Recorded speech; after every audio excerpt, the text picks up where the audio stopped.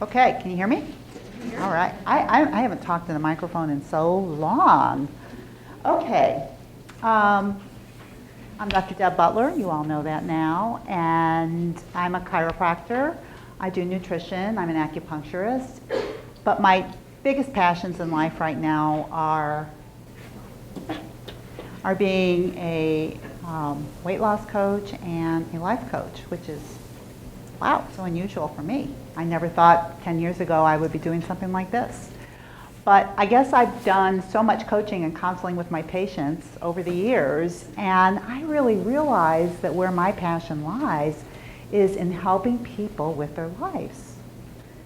So in thinking about that, one of my biggest struggles in life has been my weight.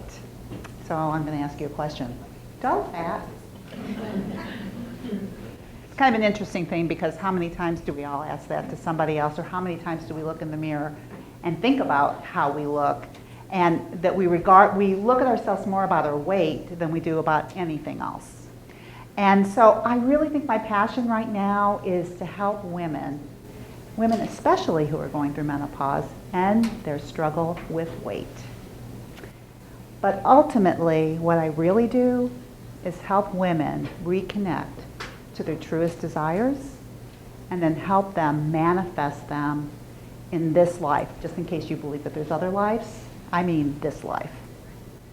So I want to tell you a little bit about my story. I want to tell you my weight story because I went on my first diet when I was 12 years old and my last diet when I was 50. So that's about, I don't know, what, 40-something years of dieting. And I don't know how many of you can relate to that. And Dr. Rahman already talks so much about the body and how important it is to have it balanced. So I'm going to put my emphasis on what goes on in your mind and how your mind relates so much to your weight. So if I started my first diet at 12, I started it because I was like, if I look at pictures of myself, I was a thin little kid. I don't even know what I was thinking. But I remember that we were going into the gym, like in 2 weeks, we were just starting school, and they were going to weigh us. And all my friends were talking about how much they weighed, and I weighed more than them. And my mom was always on diets, and I just thought, I'm going to get on that scale, and I'm going to weigh what my friends weigh. And so you know what I did? I stopped eating one day. I remember I went to some cafe or something, and I had a hot dog. That was it for the day. And I proceeded for the next 2 weeks to have a hot dog once a day, and that was it.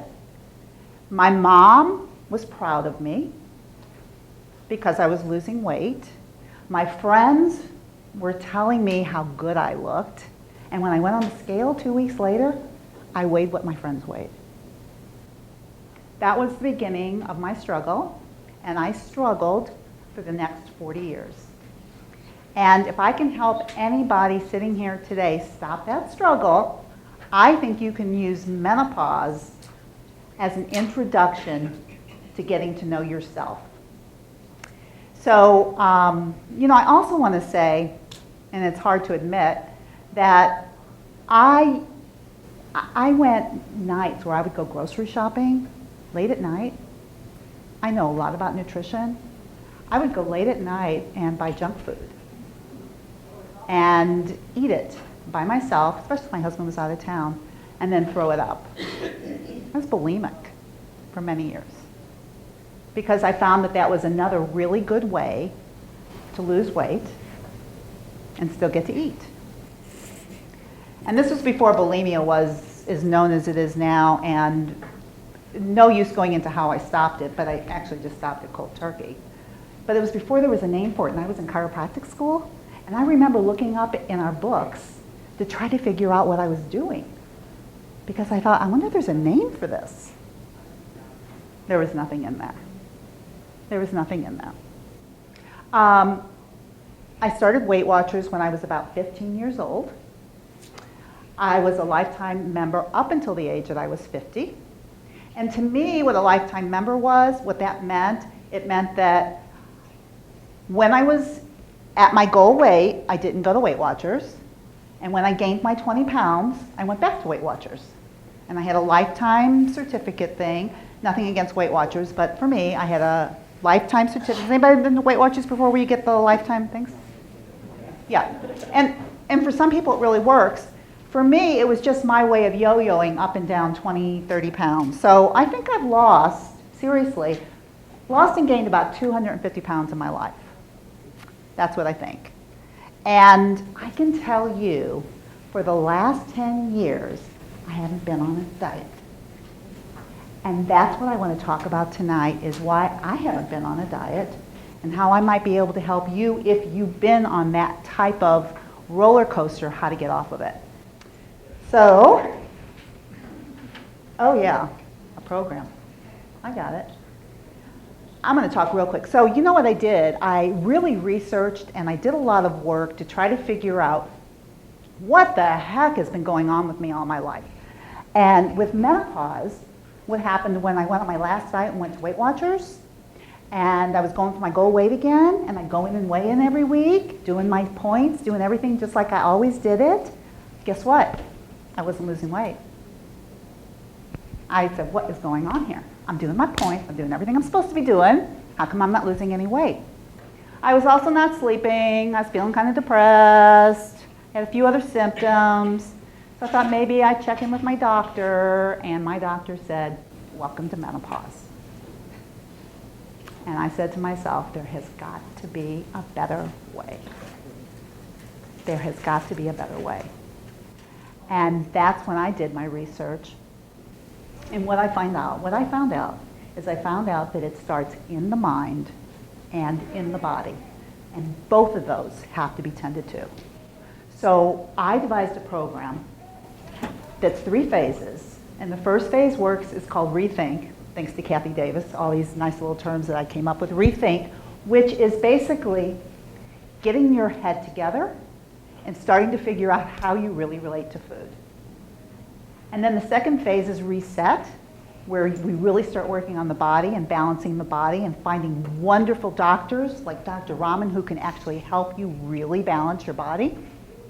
And then the last phase is phase 3, called Reinvent, where once your mind is balanced and your body is balanced, then you put it all back together, which is basically what I did. Pretty exciting. So what I want to talk about tonight is the first phase, Rethink. And I want to talk to you about 2 of my very, very favorite tools in this. One I learned from Brooke Castilla, who is a weight loss coach and wrote a book called If I'm So Smart, Why Can't I Lose Weight? She's my mentor. I coach from that book. I become a master weight loss coach with her for that book. It's phenomenal for working on the mind. And one of the things that I learned is what I'm going to call, or what I made is called an emotional hunger scale. An emotional hunger scale, basically, you can imagine this up in your head, that you have a scale in your head from a -10 to a +10. And I have some of the people in here that I know this can get up and talk about it.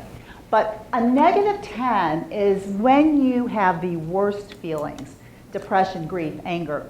-10 is the worst anger you can feel. A -5 is middle anger that you can feel. 0 is neutral. And in the plus signs, if you go to a +10 is joy, happiness, all the most wonderful feelings that you can feel. Now, the interesting thing about this emotional hunger scale is it's also called a body compass. And this is the term that was coined by Martha Beck, who I'm certified by also. And I don't know if you've ever heard Martha Beck before, but she is phenomenal, and she does a lot of work with Oprah. So she introduced this concept about body compass. And what a body compass is, basically, is it tells you when you're on the right path and when you're on the wrong path. Because the way she says is that we have 2 selves. We have our essential self and we have our social self. Now, our essential self is basically how we were born, who we are. And our essential self is always going towards our right life, always for what's right for us, always the right path. And our essential self, unfortunately or fortunately, does not speak through language at all. It uses feelings and sensations in our body to alert us. And our social self, which is the way we were raised by our teachers, our parents, our society, the media, It's all the shoulds that you think you should be doing, and I could tell you, don't should all over yourself, okay? Every time you say, I should, know that it's your social self that's speaking to you. Now, there's nothing wrong with the social self, except the social self, your social self, should be in the passenger seat, and your essential self should be in the driver's seat. And I will guarantee you, most of the people that I'm sitting here, your social self is in the driver's seat, and your essential self is in the passenger seat. So the way this happens then is that when something is happening in your life and then you don't feel good about it, something happens in your body. And you'll feel something. So for me, when I'm in the negative numbers, I'm going to feel like I was punched in the stomach. That's how I feel. I feel like I was punched. And at a negative 10, I almost can't breathe. I'm short of breath. At a negative 3, I can feel it in my stomach, but it's nowhere near as extreme. And that's how it sort of feels. And when I'm more in the positives, the way my body compass works is that I feel light, I feel airy. I could probably just start skipping. And I feel little flutterings in my stomach. It feels very, very different than from when it gets sucked in. So that's the body compass, and the essential self speaks that way to you. It speaks in your body. So for me, whenever there's something I should be doing, what did I just say? Something I should be doing. That's my social self. I should be doing it. When something feels right, my stomach feels like I have little butterflies in it. When something feels wrong, I feel like I've been punched. Those are my yeses and my nos for everything that goes on in life. You all have the same feelings and sensations going on in your body. The only thing is, a lot of times you're not paying attention and you're not feeling it. But guess what? You're listening to your social self talking to you. So let's do a little exercise so that you can all get in touch with your essential selves right now. So I'd like everybody to close their eyes for me. And I'd like you to go to a happy memory. And when you're there, I'd like you to nod your head so that I know that you're there. And when I see a lot of nods, I'll start talking.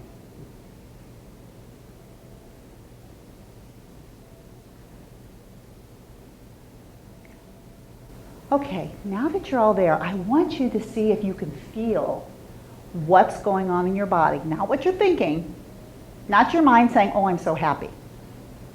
Just what you're feeling. And once you get in touch with a body sensation, I'd like you to rate it from a negative 10 to a plus 10. And since you're looking at a positive experience, my guess is you're going to be in the positive numbers. So go ahead and open your eyes for me now, if you would. And if somebody would be so kind to maybe want to share what they're feeling, I'll give you a piece of chocolate. Okay, so listen. What you just heard, so Mindy says her face kind of gets, what did you say, Mindy? Tingly, light? Blushy. Blushy, okay. And what's your name? Greg. Greg. Okay, and Greg says he gets goosebumps on his arms and kind of feels Relaxed breathing. Relaxed breathing, okay, and a plus 10. So what they know now is that when something is going on in life, that's the feeling that's going to say yes. That's a yes. Now, those are really high numbers, so those are exaggerated feelings. But what does a plus 2 or a plus 3 feel like? Not so strong. And if you're not really paying attention, you may miss that yes. And I'll tell you why you might miss it. Because you got a social mind. So I want to give you an example of how the social mind and the essential self work together and how they work on this emotional hunger scale. Let's say that one of your very dear friends calls you one morning and asks you if you could please pick up her 10 children and go grocery shopping so that they could all eat dinner that night because something happened. Now, I will tell you the feeling in my stomach, and I want you to all imagine what you might be feeling in your body right now. Me, it's a big, punch, -8. My day is full. I don't have time for this. Guess what my social mind says? I would love to. I would just love it. I'd love to. You know what my social mind says? Don't say no. What will she think of you? She won't like you anymore. She won't talk to you anymore. She won't be your friend anymore. I would love to. Guess what happens to your emotional hunger scale, your body compass? You feel that punch in the stomach that I'm talking about? If I was at a -8, it just got worse. And it doesn't go away. What do you do with those physical sensations in your body that feel bad? You think you're doing the right thing, what you should be doing. You feel bad. What do you think you might do to feel better? Well, how smart. I'm going to give a bunch of chocolate away. Who said that? There you go. There you go. Give it away. It's still a reward. She's bribing. Okay, so think about this. Eat. We eat because it's the easiest way to numb what you're feeling. It's the easiest way to pretend that you're happy to do it. And guess what? The big yellow arches are just right down the street. And with the 10 kids in the car, I think we'll all eat McDonald's tonight. And what do you eat? French fries, milk. You know what? It doesn't matter what you eat. What matters is that you have a strong negative physical sensation in your body. It's in your gut, and you're believing yourself to be hungry. That's what's going on. And you know what? We lose touch with ourselves so much that we forget that that's what's going on. And that's what I want you to start thinking about right now with this emotional hunger scale, is I want you to start thinking about where you are at any given moment on this scale, especially when you sit down to eat. Where am I emotionally? So if we do that, let's go ahead and start with my other very, very favorite tool, which is a physical hunger scale. I'm telling you these are my two favorite tools because just being able to distinguish these two things in my body and in my mind and in my heart has made such a difference in terms of eating. So a physical hunger scale basically is when you're physically hungry. I've worked with so many women who don't even know when they're hungry, who don't even know what it feels like to be hungry anymore. You know why? Because they've been on so many frickin' diets. That's me. You know what? I cared more about how many points I was eating in a day than how hungry or full I was. That didn't matter to me. What mattered to me that when I had my 20 points, that I got them all in. And if I had 10 points sitting on my plate, I ate all 10 points. Not 11, not 12, not 8, 10. Because I had a strong diet mentality.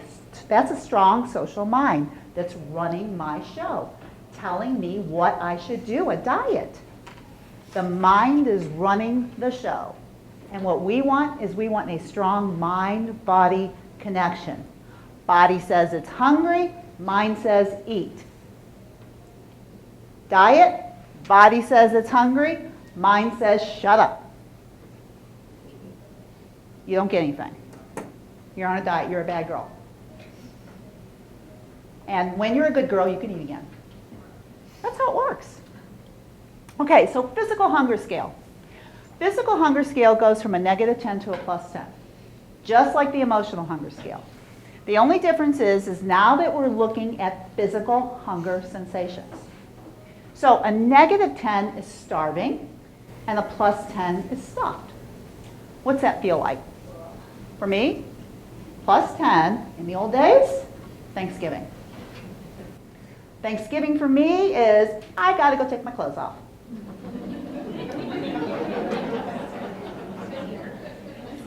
Anybody else like that? Raise your hand if there's anybody else like that. Come on. Chocolate for you. Just because I know you too. Right?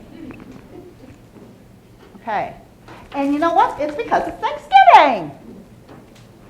I have to listen to my body on Thanksgiving. Right? Okay. Negative 10, starving. I'm not sure anybody here knows what that is. I might know what it is because I used to like not like to eat. You know, so if I had an occasion to go to or something, I might go a couple days without eating. I'm telling you, I was crazy. I was a crazy nut. An educated, crazy nut. Okay, so I don't go days without eating. I didn't think I was starving. I feel pretty good. I'm starting to feel kind of light, hey? And that's what I was thinking. I couldn't think. I couldn't talk. I was feeling pretty good. Okay, but starving, the feeling inside is probably like you almost feel like your stomach is being sucked in. And maybe it's like your head, you're so lightheaded that you really can't think, starving. Now, in between this hunger scale, there's a lot of numbers. I think what we want to train ourselves, and I say train, retrain ourselves, is to eat at a -2 and to stop at a +2. And you might say to yourself, what does that mean?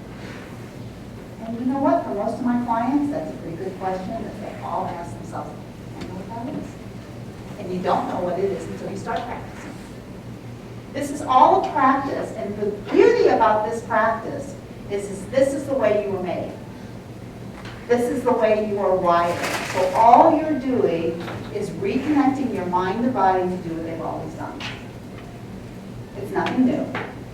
And we're putting numbers on it just to give your mind something to do, because it wants to run the show. So a -2 to me is a little bit of a whisper, a little bit of a rumble. There's no big urges. No urges at all. I'm still thinking pretty good. I think most of us don't think that's hunger. See, because in the days of dieting for me when I wanted to eat, I wanted to be really hungry. You know, so to me, -6 was a much better time to eat than a -2. So I could really appreciate my food. And then, of course, if I was starting at a -6, I'd probably end up at a +6. And to me, I was a little full. Well, thank you. Okay. So between a -2 and a +2. So a -2 is a slight whisper, the slight rumble, no urge. If you have urges, you're too hungry. And a +2 is light and energetic. And I will tell you, between a -2 and a +2 is not a lot of food. That's the most amazing thing. When people watch me eat now, people who've known me for a long time, what diet are you on? Why aren't you eating your food? I'm paying attention to my body. You watch kids eat. You watch how they leave food all the time. They're just eating when they're hungry and stopping when they're full, and eating when they're hungry and stopping when they're full. Eating when you're hungry at a -2 and stopping at a +2. That's the goal. And what you'll find when you start doing this is that you'll get to your +2 and you're going, I still want to eat. And you know why you still want to eat? You want to eat because you got lots of room. If you're used to filling your stomach up, a +2 feels like you're still hungry. So the practice of this is really where you're at. You just have to start practicing. So when you sit down to a meal, what I teach my clients, where are you emotionally? Where are you physically? And you know, every time you do this, you connect your mind and body together and you start paying attention to your essential self. That's why I say I help people reach their truest desires, because your authentic self is talking to you all the time. You're just not paying attention. So you get to use every single meal to kind of touch base with yourself and see what the heck is going on. I will tell you this, it's not that much fun. You're going to think, maybe I should go on a diet. Seriously, diets are easier. This is not that much fun. Karen, correct? Fun? Not so much fun. Okay, but not that you shouldn't do it. It's just that getting to know yourself, if you've been away from yourself for a long time, for me, I was kind of away from myself for 30, 40 years. Say that again? It puts it in your face. It puts it in your face. You put yourself in your face every time you eat. What a wonderful thing. What a wonderful idea. I love it. Okay, so can anybody relate to this? Okay, now we're going to talk in terms of my emotional hunger scale and my physical hunger scale, okay? So emotional hunger scale, she's at a -8. She's pissed off. Physical hunger scale, she's a +6. She hasn't even begun to eat. She's already at +6. The only true thing about this picture is that her mouth should be open. The only problem is it's not cake that should be going in it. It's something should be coming out of it. She needs to say something. She needs to express herself. Her essential self is pissed off. Her essential self is saying, no, wrong way. And she's saying, I think I'll have a cake, shut up. If you want to get on the right path, if you want to know what you really, really want, you got to sit with yourself and you got to listen. You know where it starts right here? She needs to put the cake down. If this is you, this is how it starts. You just put the cake down and you sit with yourself for a few minutes and saying, baby doll, honey bunch, my sweet, sweet, sweet, sweet friend, what's wrong? And in the beginning, your essential self is not going to want to talk to you because she's afraid she's going to get punished. Right? Because that's what we do, especially after eating cake. See, when we're in these negative states and we go and we eat, it brings our negative state into more of a negative state. We become more negative. But what we think the problem is, we think it's us. We can't control our food. We can't control ourselves. We need a diet. What's wrong with us? Why can't we fix this? I need to go to somebody. I need help. So many books on diets, so many things to do. And that's what you need. So pissed off at yourself, you just need a book. You just need to control yourself. All you really need to do, I'm simplifying this, but all you really need to do is give yourself what you're screaming for. That's all. And you know how it starts? It starts with the next meal. See, you can eat cake right there. You can pull yourself up to a +8. You can be pissed off. And then you can try and get to know yourself a little bit. And when the next meal comes around, you get to check in with yourself again. And that's the way this emotional hunger scale and the physical hunger scale works.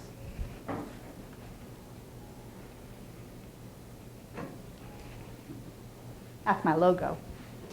I love my logo. I love my program. I love all of it because it talks about the metamorphosis of a butterfly. And to me, a butterfly, it means a lot to me. And the butterfly, the beauty of a butterfly, but also what a butterfly has to go through in order to turn into a butterfly. And I think it's the same thing for us. And I think menopause is a wonderful time of transformation. And you heard from Dr. Rahman how important it is that you get connected to your body, that you learn how to balance it. It's just as important as you get connected to your mind, that your mind and your body connect so that you can find out what your truest desires are, so that you can turn into this butterfly that you were meant to be. And this is a wonderful, wonderful time to do it. Wonderful. So here's your homework. You all have these little brochure things from me. that has the emotional hunger scale and the physical hunger scale on it. The next time you sit down to eat, ask yourself, where am I emotionally? Give yourself a number. Where am I physically? How physically hungry am I? That's where you're going to start. And you're going to see what you come up with. And when you're through eating, you're going to say, where am I again? Physical hunger, emotional. See, because all the food in the world will never make your emotional hunger scale get better. Ever. Ever. So if you're eating and you're not hungry, food is never the answer. You are hungry. And you need to ask yourself, what are you hungry for? All right, thank you.